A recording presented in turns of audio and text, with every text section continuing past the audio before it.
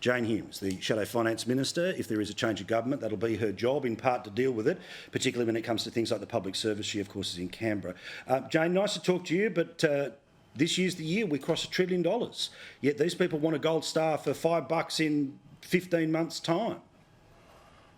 It was a profoundly disappointing budget tonight, Paul. This is clearly a budget not for the next 5 years or 50 years.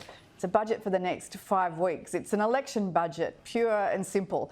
And at a time when Australians' living standards have collapsed further and faster than ever before, and our security environment is more dangerous than it's been since the Second World War, and that's according to the Prime Minister himself, this budget profoundly fails Australians to deliver more economic resilience and security and more national security. That's a real problem for Australia.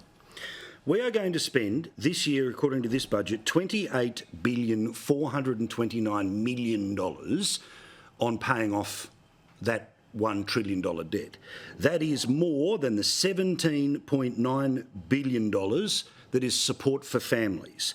That is more than $16.9 billion for the job seeker payments. That is more than we pay in the childcare subsidy of $16 billion. Is this not a screaming admission of defeat that a government who had a couple of years of good luck decided to bake permanent spending in to the tune that we now have this absurd scenario where that much money is being paid off on debt that should be being spent, because the money keeps coming in, on providing services to the people who need it? And there's no economic plan to deal with it. This is our concern. There is red ink as far as the eye can see.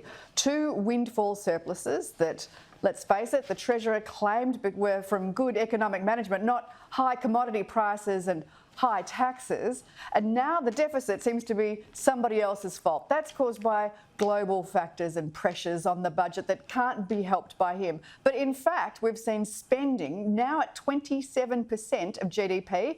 That's higher than it was at any time under the coalition, higher than it was during the last year of COVID, which is quite extraordinary. So 27% of GDP, but spending is going up by 3%, while economic growth is only going up by 1.5%. That's an unsustainable trajectory. No wonder we've got deficit after deficit. And you're right, that's going to be passed on to the next generations. Last year in the budget, the total amount that was spent on welfare was 36%. In this budget, it's 37%. We have a scenario where there is $310 million coming off every pay-as-you-go tax payer, all right? And a proportion every year under this budget has gone more and more and more to welfare. Reality is, if you sit here tonight and say that's wrong, that should change, that should go backwards, they use that clip in an election campaign. But can we really afford, for the size of the budget, to increasingly be about welfare? Absolutely not. We need to make sure that we get our spending under control. And there are some parts of the budget where their spending pressures are immense. There's no doubt about that. And I think of defence, I think of NDIS, I think of aged care and health.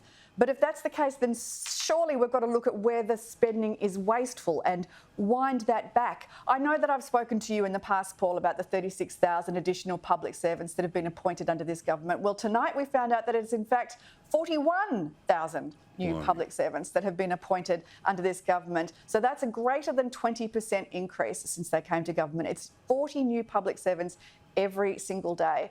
And I'm not entirely sure that you'd find an Australian out there that feels that they are better served by this public service than any other, and certainly not 20% better served by the public service. In fact, the wait time to get an age pension has blown out to around 76 days. It was around 30 under the coalition. It takes 5 times longer to get a low-income card than it used to.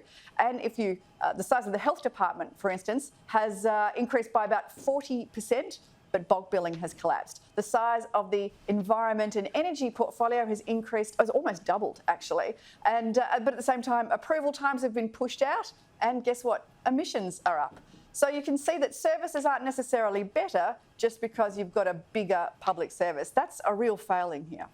On Thursday night, do we see a speech from Peter Dutton that will look and sound like a budget, or like a campaign launch or like a statement of values, will we know something by this time on Thursday that we don't know now about what your plan is for the country? On Thursday night, you'll hear from Peter Dutton not just a statement of values, but a vision of where the coalition want to see this country go. It's so important that we restore our lost economic prosperity, that standard of living that has disappeared under this Labor government, gone backwards by 8%. But most importantly, we have to bring down energy prices. We have to make sure that housing is affordable for Australians. We have to rein in that runaway migration program that's run out of control under Labor. 1.8 million arrivals over 5 years. That's entirely unsustainable. And we have to make sure that we deliver on our promise to keep Australians safe. So on Thursday night, you'll hear from Peter Dutton, not just about today, not just about the next 5 weeks, not even just about the next 5 years, but about the next 50 years, because that's what Australians want to see. They want to see a strong leader that's going to deliver them the prosperity and the security that they expect and deserve. Good on you, Jane. Thank you for staying up super late for us. I really do appreciate it. We'll talk to you again very soon.